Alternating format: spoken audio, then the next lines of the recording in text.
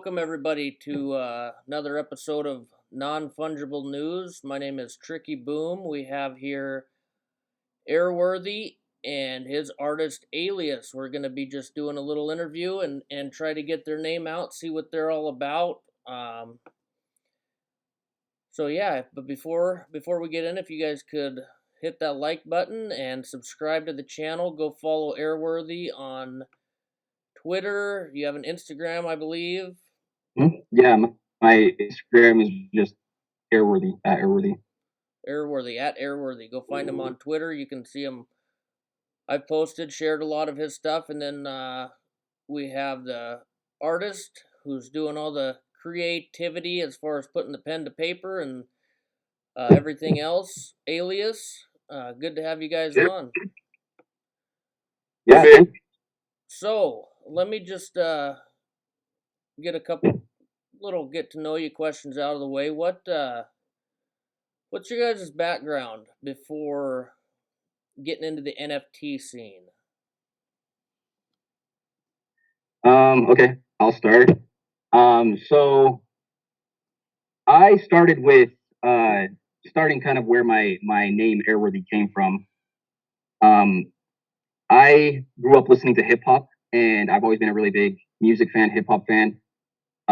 I started using Airworthy actually as my hip hop artist, like Aelios, and yeah, hip hop's a huge part of my life. Grew up listening to a lot of underground hip hop, going to shows and everything, freestyling with my brothers, with my friends, and I started making music under the name Airworthy.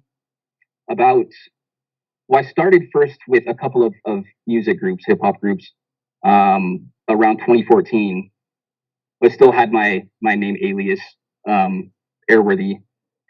And then about 2 years ago, actually less than that now, I think it was probably about a year and a half ago, is when I started to um, do my solo music, and everything that I made was under the name Airworthy.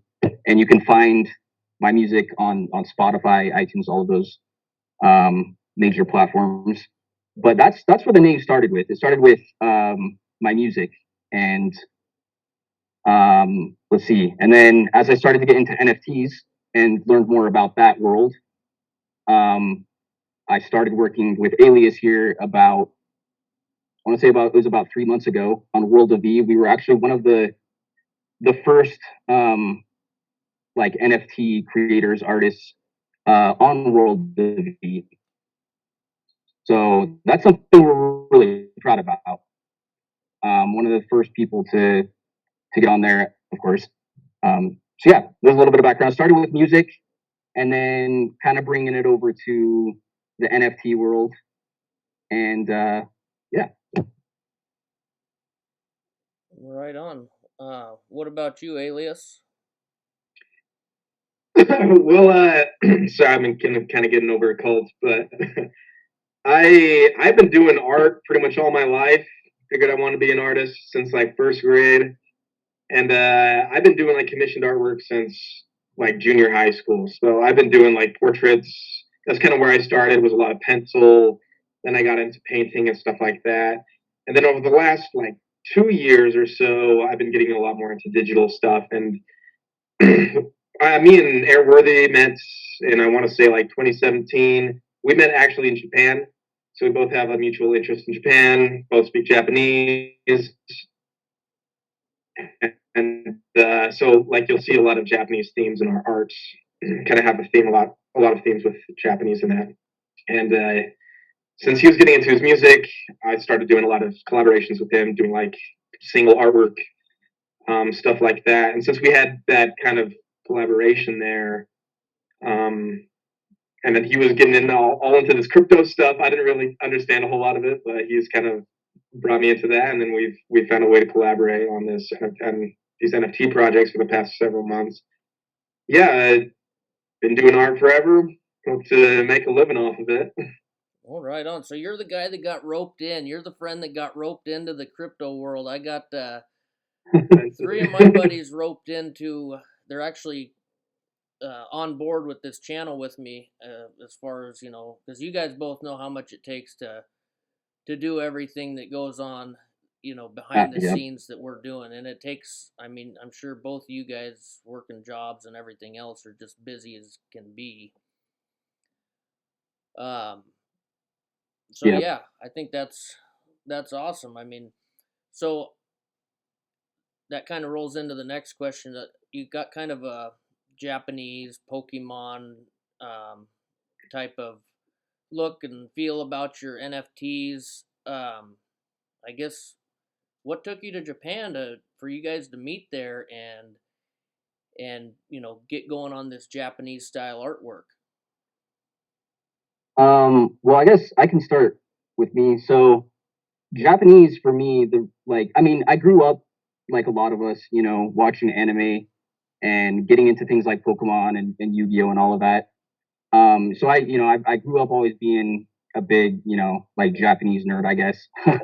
But I would say it actually started about, I want to say, like 2 years after high school for me. So this was probably around like 2013 is when I guess I kind of like rekindled like my passion for like the Japanese culture and anime and everything. I started to get really involved in like all the entertainment and Japanese music and everything. And like one day it just kind of hit me. Why don't I like it so much? Why don't I just learn Japanese? Which kind of was a big deal for me because normally, I mean, I feel like I wasn't super driven to do a lot of things, and like especially with school, school was like always really hard for me, and there's nothing that like I wanted to study that sounded interesting to me in any way at all. But when I thought about Japanese, I was like, this could be something that I could use in a potential career. And I love like what I've learned about the Japanese culture. I love how the language sounds, and so I did a lot of studying. I found a lot of resources online, and I found this like language. Um, I don't know, this like service thing where it's supposed to be for 90 days. You like study it every day for 90 days. And so I took that challenge. I was like, okay, I'm gonna do this. I'm gonna learn Japanese, and I'm not gonna give up no matter what. And I feel like it was one of the first things that I like picked up, and I actually stuck with it. And so I did that, and I learned as much as I could from like apps on my phone and other things like that, which I feel like can only get you so far without going and speaking with people and practicing. So a few months after I finished that whole 90-day thing, I saved up some money and I decided to go study out of school in Japan. And I researched and I found one school and figured that would be the best for me. And so I went out there on like a travel visa. So it was, how long would that be? I think it was maybe just 3 months. Yeah, 3 month visa. And so I went out there and I was able to study at the school basically every day. And I made a lot of other friends there, Japanese friends. And that's really where I felt like I started to actually, pick up the language and could like conversate with people. Um, and so I was there for 3 months.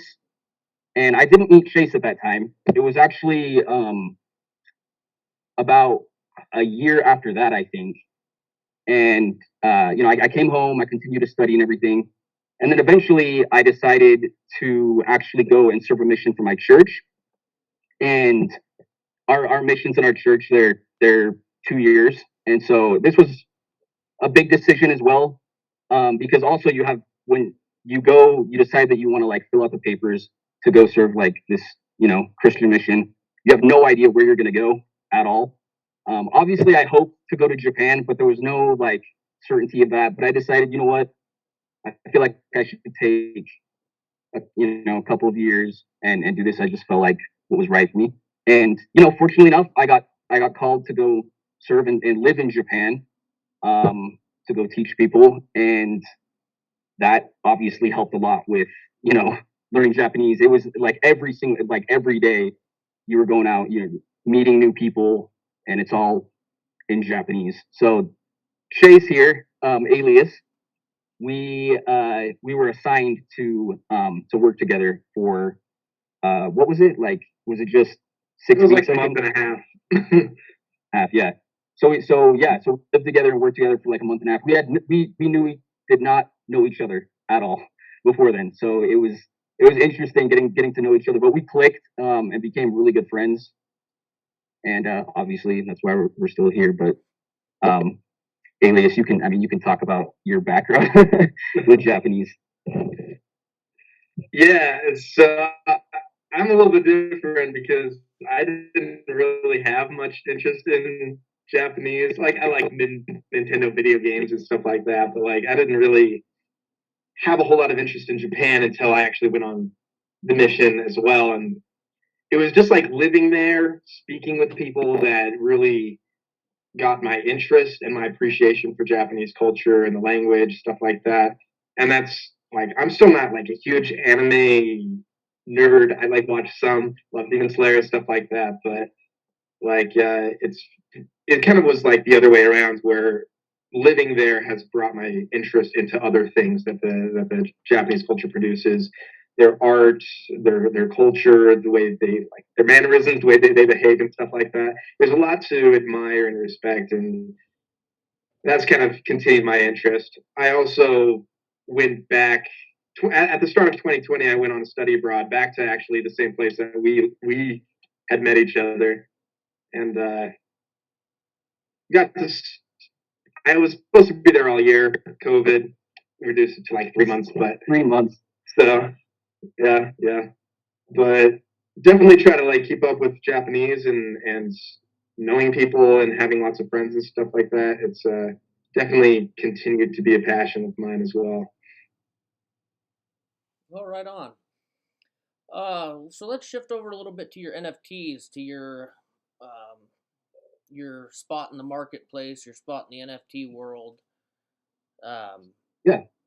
Bring me up to speed on that. You got a collection of 10,000? Are you one piece at a time? Are you a drop a month? What are we looking at for the Airworthy Collection?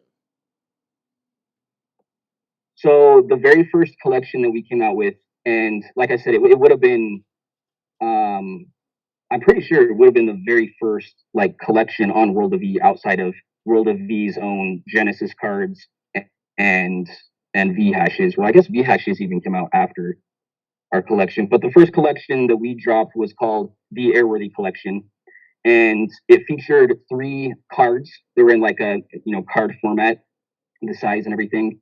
And the 3 cards that we had were so it was gold Shimogamo, which was a woodblock print style artwork that Aelios did, and it's of the Shimogamo Shrine, which is a very popular shrine in Kyoto, and it's actually somewhere where I lived near there for a while, so that was something that was very familiar and had a lot of good memories for me. So that was something that I brought up to Aelios to start on with that.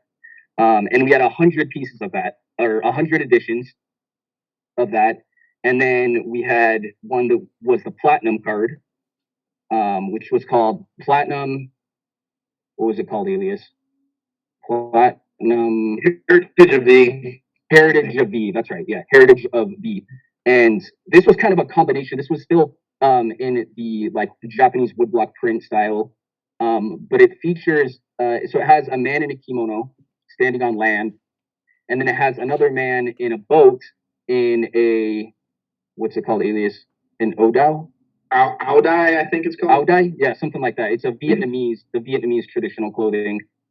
And we wanted to kind of like mix in 2 cultures. So it has some Vietnamese and some Japanese culture kind of combined in there. That one had 15 pieces, I think. That one had 15. So we had the 100 for the gold, 15 of the platinum, and then our most limited one, our most rare one, only had 3 pieces, 3 editions, and we called it Wings of Faith, and it was the amethyst card. So it had like some purple in there, and this one, the art style kind of shifts a little bit from the other 2. It's I don't know how would you describe that one? It's a little bit more realistic, but I don't know. It's surreal. So it is an Asian woman with wings, like wings coming out of her back in like this dark space looking over a cliff, and it's kind of representing the jump of like leap of faith. Yeah. And so we only had 3 of that one. And so that was all sold in the World of E tokens. So when the World of E marketplace first started, for the first, I don't know how long, the first few weeks, everyone's that they would put up were all could only be sold in the World of E tokens. They didn't have the VeChain, didn't have VeChain implemented in there to sell for that yet. So we went ahead and just sold it for the World of E tokens, and it actually sold out very quickly. I was very surprised. I put it up there, and the platinum and the amethyst cards sold out. I honestly couldn't even tell you how long it was so quick. It could have been 5 minutes. Wow. For all I know, it was probably around like 5 minutes. Those sold out. The gold card, because there was 100 of them, that did take a little bit longer. I think it was just I want to say it was just under like 14 hours since we put them all up that they sold out. But yeah, I was like really surprised. Super excited about it. I called Aelios up actually and told him about right after the platinum and the amethyst sold out. I called him up and told him. I think he thought I was lying. He was. I don't think he believed me. But yeah, we were super thrilled about that. And then really humbled by the support too. Yeah. I was gonna say, yeah, that had to leave you guys with a pretty good feeling, a pretty humbling, pretty confident feeling in what you had going on there. That people were responding very positively to what you had to offer. Yes, absolutely. We were very grateful for that. And then because of like how quickly it sold out, we immediately, I think it was, we planned, and we live a couple hours away from each other. We live in the same state. We live in Utah, a couple hours away from each other. But I think we planned to meet. I think it was literally the next night. We're like, hey, that means we have to, like, this is a very serious thing. Let's go time. We have to keep this going. Yeah, we have to keep this going. We can't just stop now. And so we met up. I think it was like the next night. We met up, stayed up like super late to like, I want to say like to like 3 a.m. Just opening, had our computers out, writing up a Google Doc, coming out with like all these ideas. I think we came up with a roadmap there, and came up with like, okay, what are we going to do for the next project? Planned that all out. I wrote up an article and wanted to take this, very seriously. And so from there, that's when we went into our next collection, which is Psyche Monsters, and that's the one that you mentioned, that were Pokemon characters with a psychedelic twist. So we wanted to make kind of give it like more of a trippy kind of vibe, psychedelic, obviously, with that in there, but taking something that a lot of people, love and grew up with, and that was something that, like I said, mentioned, Pokemon was big for me in my childhood. So I thought it'd be really cool to take that and put our own twist on it. And we just did that with the first generation Pokemon, the like first evolution. So not the ones that come after it. We just wanted to kind of keep it still limited. So we had 77, and then we had 2 editions of each of those. Aelios, I don't know if you want to talk a little bit about like like your art style with that. That's where we did kind of we started to go 3D a little bit. Aelios has been learning how to do 3D, so that was new for him with this. Yeah. Something I try to do with every project is just experiment with something new. And yeah, with the Psyche Monsters, I was trying to develop more of a 3D style and using like this super like metallic reflective image.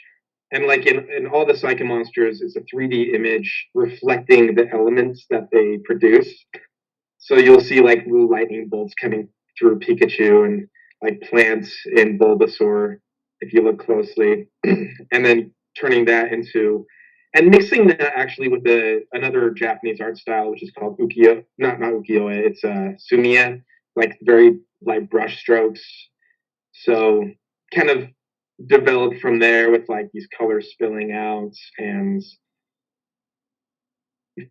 like light coming out of them and stuff. Try to make these cool monsters even cooler.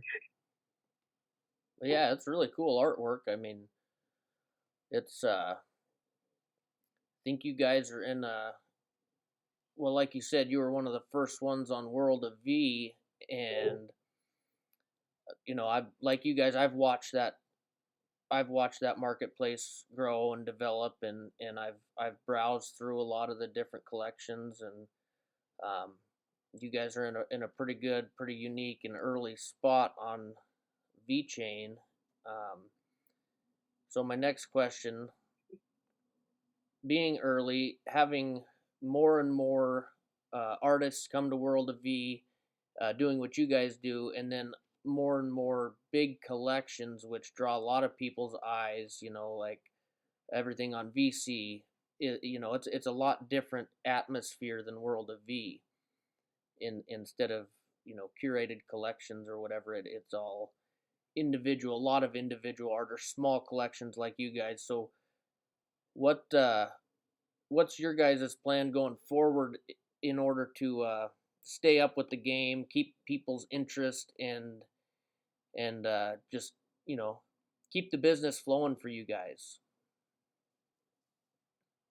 Yeah, that's a really good question because, like you said, it's very the two marketplaces are very different with VC and World of V, and the whole big collection with hundreds or thousands of pieces is a very popular way to do it, and that's something that we have thought a lot about, and that's actually why our next collection that comes out in February is going to be like that. So it'll be by far our biggest collection. Comes out February 26th, I believe, February 26th, and it's going to have 3,777 pieces. It's going to run like a random mint, so like most of the the projects on VC, and it's actually going to be on World of E. So that's another really exciting thing for us because we'll be the first artists on World of E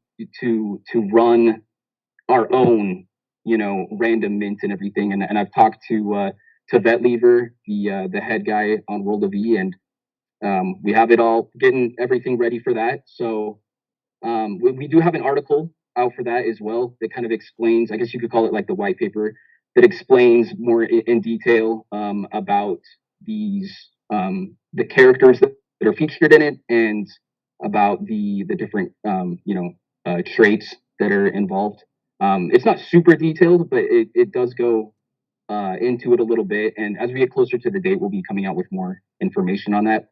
But yeah, we figured that was the next route for us. Honestly, I love doing the pieces that we have been doing, and I love how there's so many artists on World of E that have very limited, just 100 or 50 or even less of certain pieces, and that's something that we do want to continue doing. In our roadmap, we have another one coming up.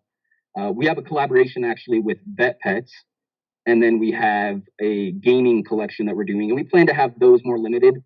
But we felt like it was time for us do a big collection and to also have that connect into the our other projects that we do to keep utility going as well for that.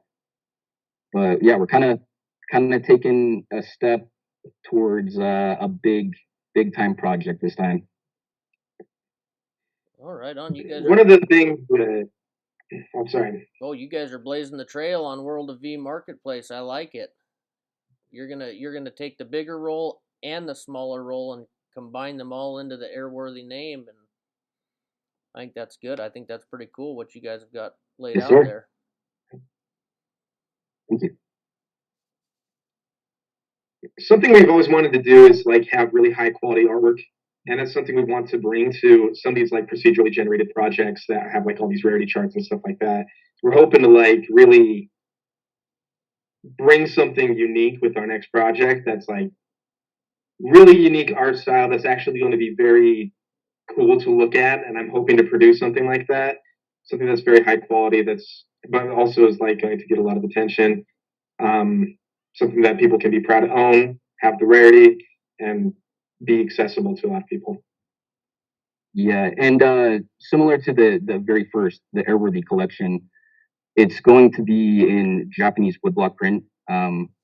Where in Japanese the word is ukiyo-e, and so that's actually why this project is called Ukiyo-e Warriors.